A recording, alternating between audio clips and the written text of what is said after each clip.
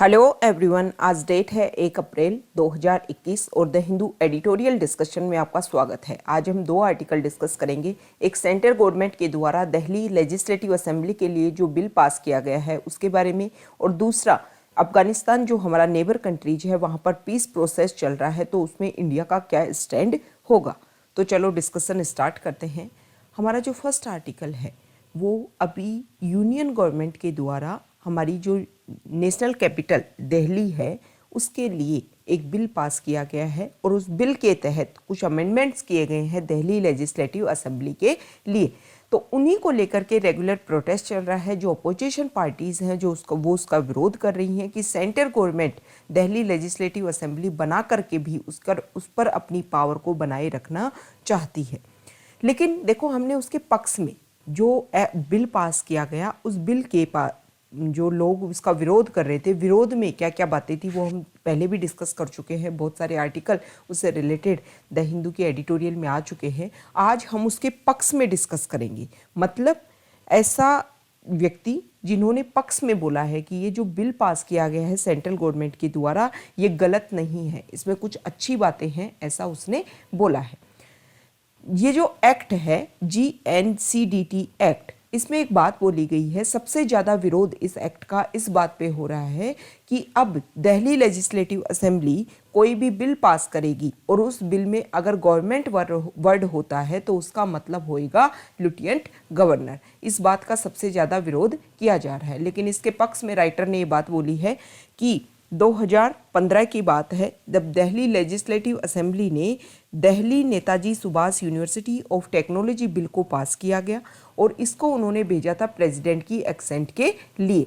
लेकिन 2017 में प्रेसिडेंट वापस इसको LG के पास में भेज देते हैं और ये बोलते हैं कि आप इस बिल को दोबारा से पास कीजिए, रिटर्न कर देते हैं दिल्ली लेजिस्लेटिव असेंबली को। अब मेन कारण उसमें ये बताया गया था कि आपने ये जो बिल है ना उसमें गवर्नमेंट वर्ड को सही नहीं लिखा, गवर्नमेंट की इनकंसिस्टेंट डेफिनेशन को आपने इस बिल में लिखा है। अब दोबारा से जब बिल दिल्ली लेजिस्लेटिव असेंबली के पास में आया तो पहले उन्होंने बिल में कुछ और लिख रखा था। जैसे पहले उन्होंने बिल में government of the national capital territory of Delhi लिख रखा था। बाद में उन्होंने चेंज किया इसको और उसको चेंज करके उन्होंने नाम किया lieutenant governor of NCT Delhi appointed by the president. तो इस आर्टिकल में राइटर ने ये बोला है कि इस बात का जो अब नया एक्ट आया है सेंट्रल गवर्नमेंट के द्वारा उसका विरोध क्यों किया जा रहा है। भाई दिल्ली लेजिस्लेटिव असेंबली तो इसको पहले से ही मानती थी कि जो गवर्नमेंट है वो LG इसको रिप्रेजेंट करता है, तो इसमें अब इतना विरोध क्यों किया जा रहा है जब दिल्ली लेजिस्लेटिव असेंबली खुद इसको मानती थी। ये जो टर्म है कि लेजिस्लेटिव असेंबली ऑफ दिल्ली वो किसके है, LG के थ्रू रिप्रेजेंट होती है। LG of NCT Delhi appointed by the president. इस बात को जब दिल्ली लेजिस्लेटिव असेंबली खुद मानती है तो इतना विरोध होना ही नहीं चाहिए। दूसरी प्रॉब्लम ये बोली गई कि कुछ इश्यूज और हैं, जैसे कि पहले जब प्लानिंग कमीशन था उसमें राइटर ने एक बात बोली कि उस समय जो स्टेट्स हैं उनको एक कंप्लीट रिप्रेजेंटेशन नहीं मिलता था। वो अनइलेक्टेड जो एडमिनिस्ट्रेटर है उनके सामने अपने शेयर के लिए कि स्टेट को कितना वोट, कितना परसेंट मनी मिलेगा, कितना परसेंट फंडिंग मिलेगा, इसके लिए वो काम करते थे। लेकिन अब प्रेजेंट जो गवर्नमेंट है उसने स्टेट को एक कोऑपरेटिव फेडरलिज्म के लिए बहुत बेहतरीन काम किया है। स्टेट को एक तरीके से अपने बराबर इक्वल करने की कोशिश की है। जैसे नीति आयोग का क्रिएशन, इसके अलावा goods and service tax council का एस्टेब्लिशमेंट और सेंट्रल स्कीम जो हैं उनको रीस्ट्रक्चर किया गया है। और 15 फाइनेंस कमीशन ने जो बात बोली है कि स्टेट को जो शेयर दिया जाता है टैक्स में से वो ज़्यादा दिया जाए। तो एक तरीके से स्टेट को सेंट्रल गवर्नमेंट के द्वारा अपने इक्वल पावर्स देने की कोशिश की गई है और कोऑपरेटिव फेडरलिज्म का एक पॉजिटिव ये एग्जाम्पल देखने को मिल रहा है। तो इस चीज़ के लिए तो बिल्कुल विरोध नहीं होना चाहिए कि सेंट्रल गवर्नमेंट स्टेट्स को, यूटी को अपने अंडर करने की कोशिश कर रही है और वो नहीं चाहती कि इस चीज़ के लिए विरोध किया जाए कि सेंट्रल गवर्नमेंट का सिर्फ एक विजन है, one country one government one nation. तो ऐसा नहीं होना चाहिए। सेंट्रल गवर्नमेंट कोशिश कर रही है कि जो स्टेट्स हैं उनको ज़्यादा से ज़्यादा पावर मिले। इसके अलावा इस अमेंडमेंट का जो सिग्निफिकेंस है उसके बारे में और भी बातें बोली गई हैं, जैसे कि जब 1991 में ये यूटी दिल्ली लेजिस्लेटिव असेंबली बनाई जा रही थी तो उस समय होम मिनिस्टर एस.बी. चौहान उन्होंने कॉन्स्टिट्यूशनल अमेंडमेंट बिल को लोकसभा में रखा और 239 ए 239 ए बी ये दोनों आर्टिकल्स को कॉन्स्टिट्यूशन में इंसर्ट किया गया और उन्होंने ये बोला कि इसके थ्रू दिल्ली में legislative assembly council of ministers for the national capital territory of Delhi के लिए बनाया जाएगा। इसके बाद में उन्होंने ये बोला कि इसका मतलब ये नहीं है कि वहाँ पर लेजिस्लेटिव असेंबली है तो सेंटर के पास में पावर नहीं है, जब चाहे पार्लियामेंट कॉन्स्टिट्यूशन प्रोविजन के तहत लॉ इनेक्ट कर सकता है, लेकिन जो लेजिस्लेटिव असेंबली है उसके पास में भी ऐसा नहीं है, उसके पास पावर नहीं है स्टेट लिस्ट और कंकरेंट लिस्ट के ऊपर वो जब चाहे काम कर सकती है। मतलब सिग्निफिकेंस है ये जो अमेंडमेंट हुआ था उसके थ्रू पार्लियामेंट को पावर थी, पार्लियामेंट कोई भी लॉ बना सकती थी, तो इस अमेंडमेंट का इतना विरोध नहीं किया जाना चाहिए। दूसरा उन्होंने ये बोला कि नेक्स्ट अगर हम बात करें तो देखो ये जो बात है ना, Delhi legislative assembly consistent with the rules of Lok Sabha, कोशिश की जा रही है सेंट्रल गवर्नमेंट के द्वारा कि लोकसभा के बराबर लोकसभा के जो रूल्स हैं उनके तहत ही दिल्ली लेजिस्लेटिव असेंबली भी उनके भी रूल्स डिसाइड किए जाएं और लेफ्टिनेंट गवर्नर की जो ओपिनियन है उसको इंश्योर किया जाए। मतलब हर चीज़ में जो एलजी है उनकी क्या एक्सेंट है, क्या उनकी सहमति है या नहीं है, एडवाइस जरूर ली जाए, ये चाहती है सेंट्रल गवर्नमेंट। दूसरा इन्होंने बोला कि ना सिर्फ सेंट्रल गवर्नमेंट का आप आरोप लगा रहे हो ना कि सेंट्रल गवर्नमेंट इनक्रोच करने की कोशिश कर रही है, दिल्ली गवर्नमेंट के लिए दिल्ली लेजिस्लेटिव असेंबली के लिए कॉन्स्टिट्यूशन में प्रोविज़न है कि वो पुलिस, पब्लिक ऑर्डर और लैंड इन तीनों के ऊपर काम नहीं कर सकती, लेकिन बार बार जो दिल्ली लेजिस्लेटिव असेंबली है वो इनमें एनक्रोच करने का काम कर रही है। तो सेंट्रल गवर्नमेंट के द्वारा जब एक तरीके से उनको काउंटर करने की कोशिश की जा रही है तो उसको तो बोला जा रहा है एनक्रोचमेंट, और दिल्ली लेजिस्लेटिव असेंबली जो काम करती है उसको नहीं बोला जाता है एनक्रोचमेंट, तो ये गलत है।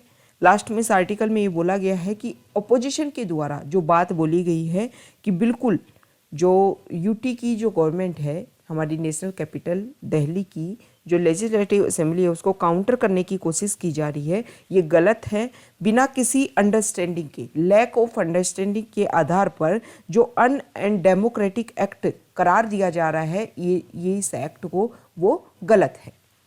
नेक्स्ट जो हमारा आर्टिकल है वो अफगानिस्तान हमारे पड़ोसी देश से रिलेटेड है। सबसे पहले कॉन्टेक्स्ट देख लेते हैं।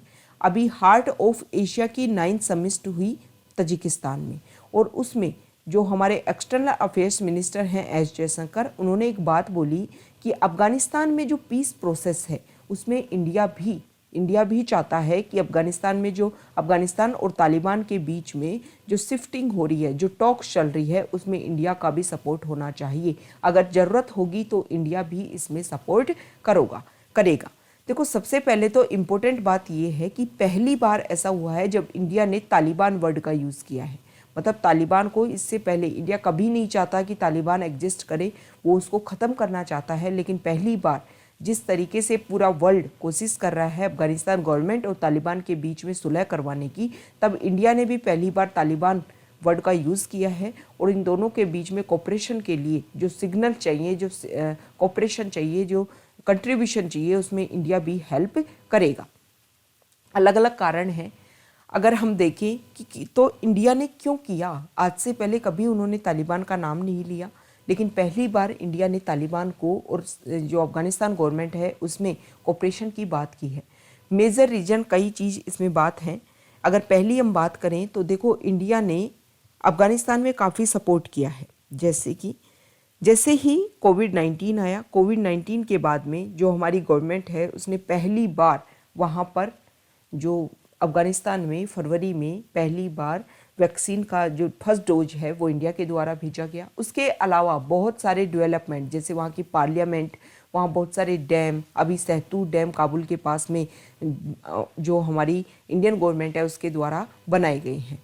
तो इंडिया कभी भी ये नहीं चाहता, देखो इंडिया कभी भी ये नहीं चाहता कि वहाँ की जो पावर है वो तालिबान के हाथ में आए और उनके जो कंस्ट्रक्शन है, इंडिया ने जो वहाँ पर इन्वेस्ट किया है उसको नुकसान हो। हालांकि जो तालिबान है उसमें अफगानिस्तान का मोर देन 50% एरिया तालिबान के हाथ में है, लेकिन मेनली रूरल एरिया तालिबान के हाथ में है। जो अर्बन एरिया है वहाँ तालिबान की इतनी नहीं चलती है, लोग सपोर्ट भी नहीं करते। गांव के एरिया में जहाँ पर एजुकेशन कम है, पॉवर्टी है, वहाँ पर तालिबान उन लोगों को अपने सपोर्ट में ले रखा है।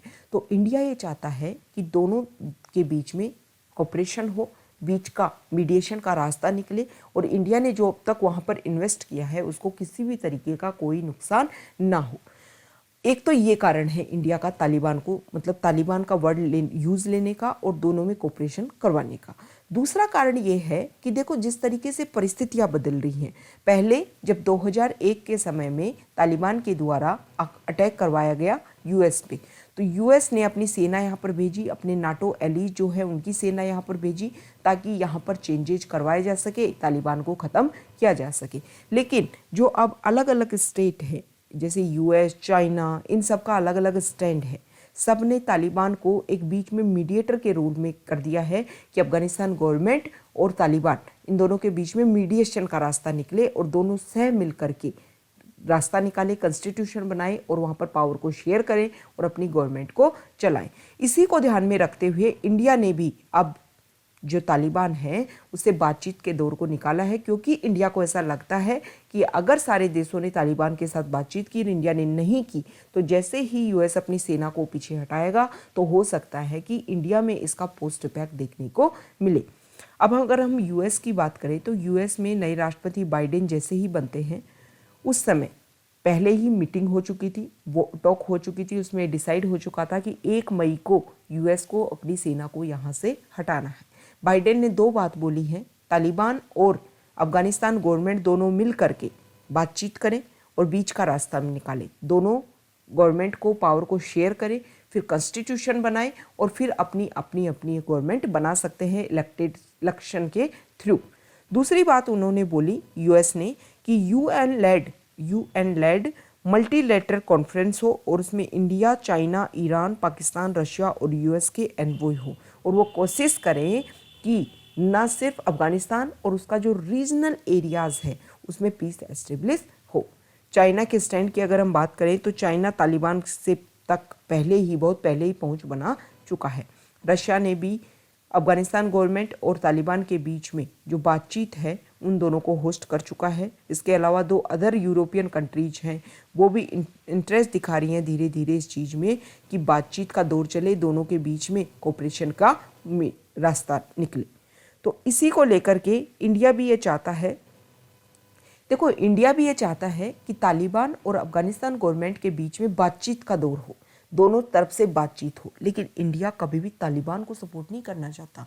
वो ये नहीं चाहता कि तालिबान आ जाए, पावर ले ले, तालिबान सत्ता चलाए, क्योंकि तालिबान के हाथ में जब 1996 से 2001 के बीच में वहाँ पावर थी तो उन्होंने बिल्कुल women rights, children rights, people rights, जो भी बेसिक राइट्स हैं उन सब कुछ छीन लिया। लोगों की एजुकेशन, पॉवर्टी बहुत ज़्यादा बढ़ गई, लोगों के पास में एम्प्लॉयमेंट नहीं था। तो इस तरीके से इंडिया को लग रहा है कि अफगानिस्तान में जो थोड़ा बहुत कोशिश की गई है उसको ग्रोथ देने की, डेवलपमेंट देने की, वो दोबारा से बिल्कुल जीरो लेवल पर आ जाएगा।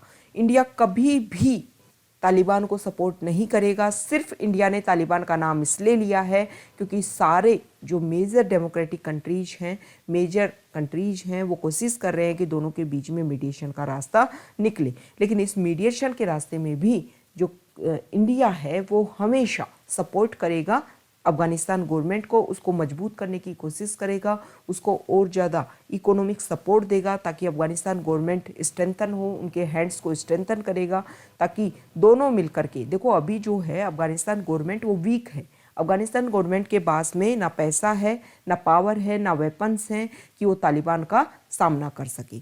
तो उसको जब सपोर्ट किया जाएगा और वो पावरफुल रूप में सामने आएगी ना तो अपनी बात रख पाएगी। तो इंडिया ये चाहता है कि दोनों के बीच में बातचीत हो, कॉन्स्टिट्यूशन हो, फिर सरकार बनाए। तब तक इंडिया अफगानिस्तान गवर्नमेंट को सपोर्ट करके उसको स्ट्रेंथन करने की कोशिश कर रहा है। हमारे जो एक्सटर्नल अफेयर्स मिस्टर जयशंकर, उन्होंने तो ये भी बोला कि डबल पीस की बात भी उन्होंने बोली, जैसे अफगानिस्तान और उसके आसपास वाला जो रीजन है उन दोनों ही जगह पर शांति एस्टेब्लिश करने का मेन इंडिया का मुद्दा है, टारगेट है इंडिया का।